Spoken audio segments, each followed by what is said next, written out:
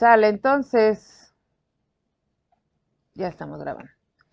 Para los amplificadores operacionales, la configuración ideal o un amplificador ideal, dentro de sus características tenemos que tiene dos entradas, ¿no? La entrada positiva y la entrada negativa. Otra característica de los operacionales son que tienen alta impedancia de entrada y baja impedancia de salida. ¿Qué es lo que conocemos como impedancia? Derivada del tiempo. No, la impedancia es la resistencia a la corriente, ¿no? La alta resistencia que tenemos de la corriente. Entonces, ¿qué otra característica hay de los amplificadores operacionales? Es que tienen una ganancia alta en la amplificación. La parte de la ganancia nos la va a dar nuestra resistencia, o en este caso nuestra impedancia, que va desde la salida hasta la entrada. Para un trabajo de función de transferencia, acuérdense que función de transferencia siempre va a ser relación salida-entrada. Entonces, vamos a llegar a la fórmula.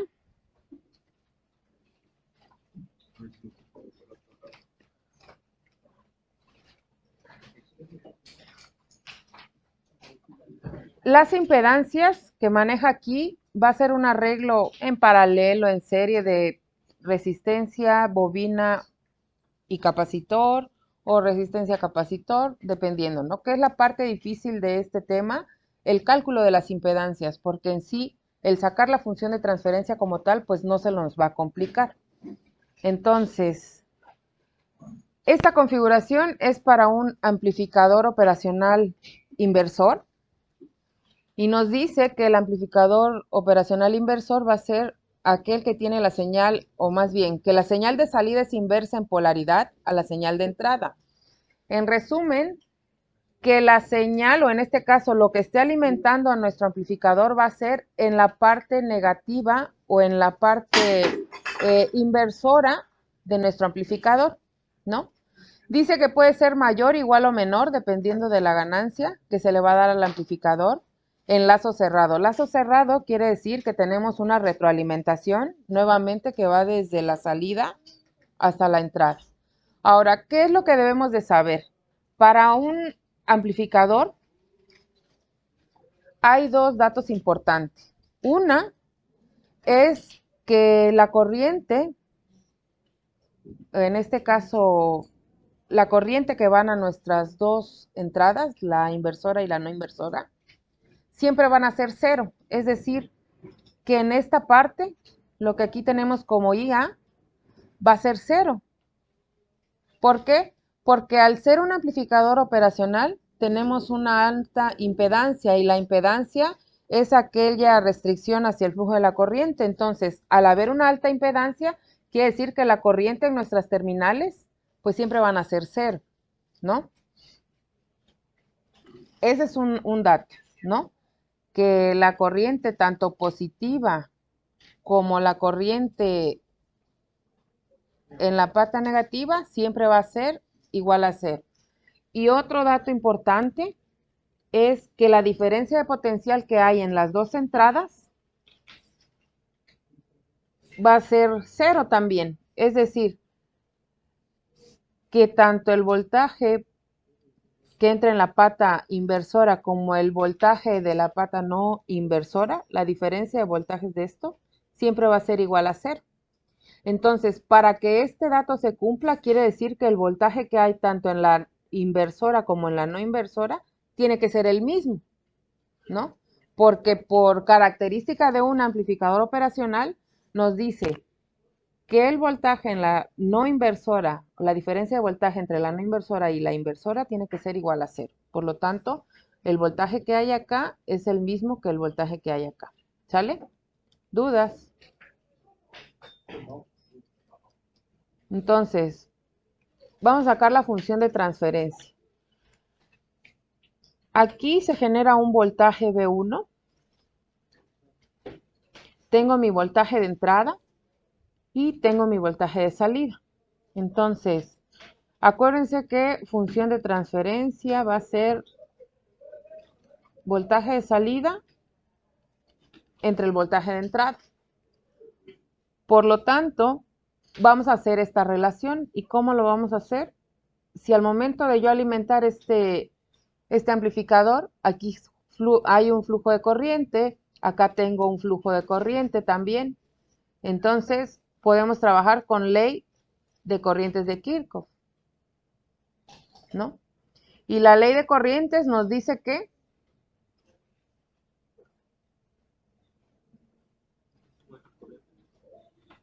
son igual a, no, igual a la suma de, no, la suma de las corrientes es igual a la corriente de entrada.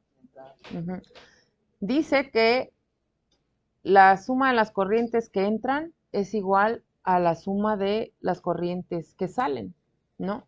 Entonces, acá tengo I1, aquí tengo I2. Como se está trabajando con función de transferencia, nos está manejando la corriente de derecha a izquierda, pero lo podemos tomar de izquierda a derecha, no hay problema. Lo único que nos va a cambiar, pues es el signo, ¿no? Entonces, vamos a trabajar con esto. Tenemos un nodo en el cual nos dice que cuando tenemos más de 3 elementos, lo que comentábamos en la clase pasada, cuando tenemos más de 3 elementos que salen de un mismo nodo, podemos trabajar con análisis de nodos, ¿no? O lo que es la ley de corriente de Kirchhoff. Entonces, I1 va a ser igual, vamos a poner que esta va a ser I2. I1 va a ser igual a I2, ¿no? Suma a las corrientes que entran al nodo va a ser igual a las corrientes que salen. Aquí acuérdense que IA es 0 por la característica 1 que tienen los op-amps, ¿no? Entonces, para I1, ¿cómo lo puedo calcular?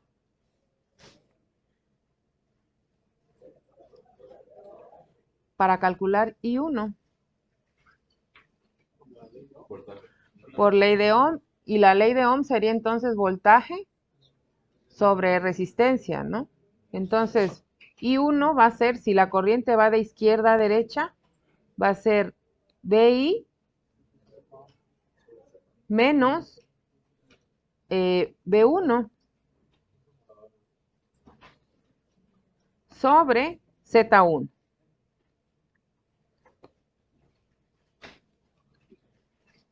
Y la corriente I2, que es esta que está acá, sería ¿cuánto? B1, porque estamos hacia este nodo, sería B1 menos el voltaje de salida sobre Z2.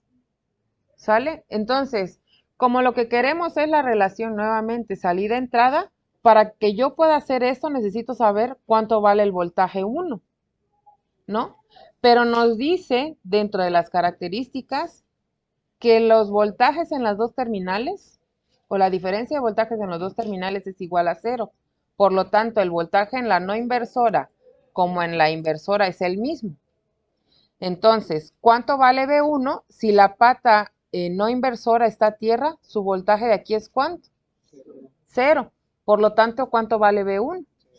0. Entonces, si B1 es igual a 0, vamos a sustituirlo en la ecuación que tenemos acá. Nos va a quedar BI sobre Z1 igual a el voltaje de salida sobre Z2. ¿Sale? Y ahora sí, empezamos a acomodar nuestros términos, ¿no? Y sería, me voy a ir parte por parte, sería Z2 sobre Z1, que es igual a voltaje de salida sobre el voltaje de entrada.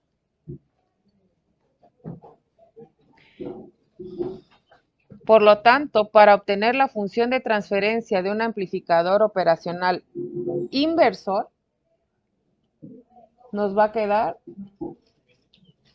menos Z2 sobre Z1. ¿Dudas, chavos?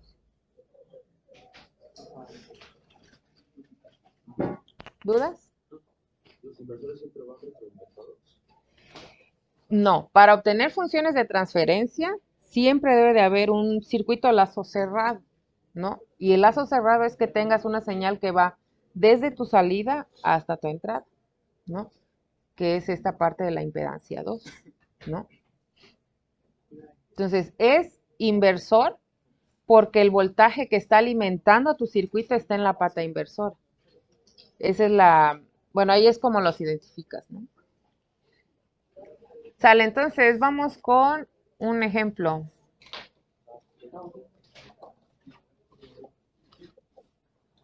¿Seguros que no había duda? No, no sale.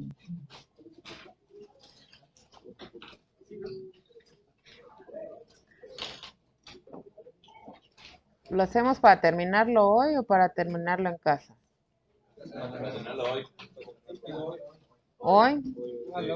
Joder, se salvaron.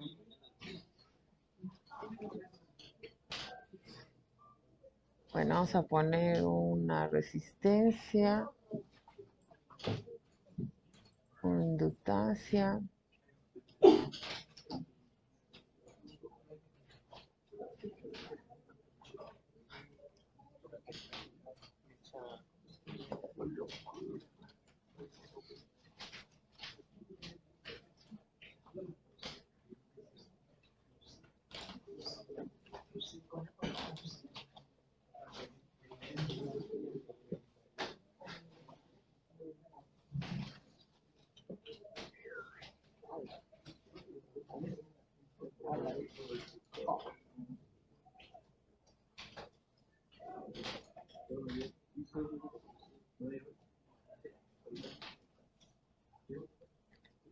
Sale, vamos a obtener la función de transferencia.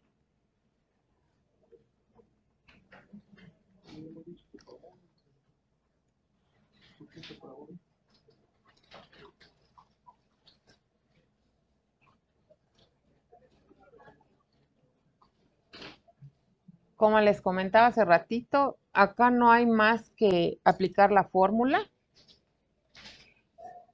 Lo trabajoso pues va a ser el cálculo de las impedancias, ¿no? La impedancia de la retroalimentación que va a ser Z2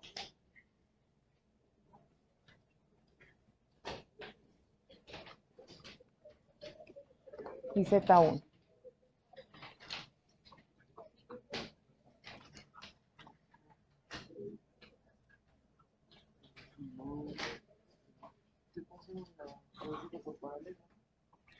Ujú. ¿Listo? Sale, calculemos Z1 entonces. Z1 va a ser igual a la reducción de la resistencia con la bobina, ¿no? Que están en serie. Entonces, acuérdense que función de transferencia, dominio de la frecuencia, trabajamos con impedancia. Entonces, sería 1 ohm, o lo vamos a poner con, para que no nos perdamos. Sería R más LS, ¿no? Por lo tanto, Z1 va a ser ¿cuánto? 1 más S.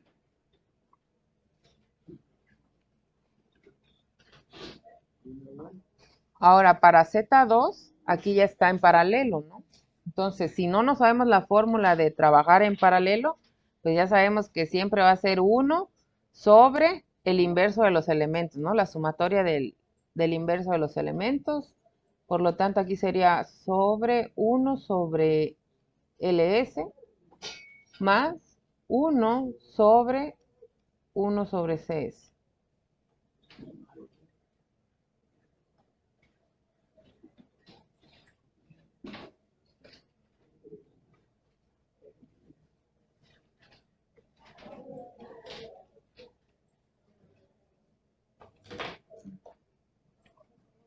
¿Y este cuánto da? ¿Sabes?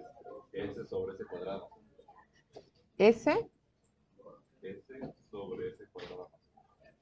sobre S cuadrada más 1.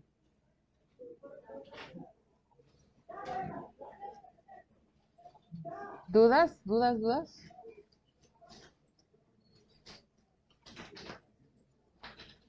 ¿Dudas, chavos? ¿No?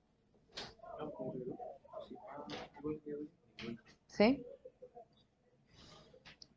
Sale. Ya tengo Z1, ya tengo Z2.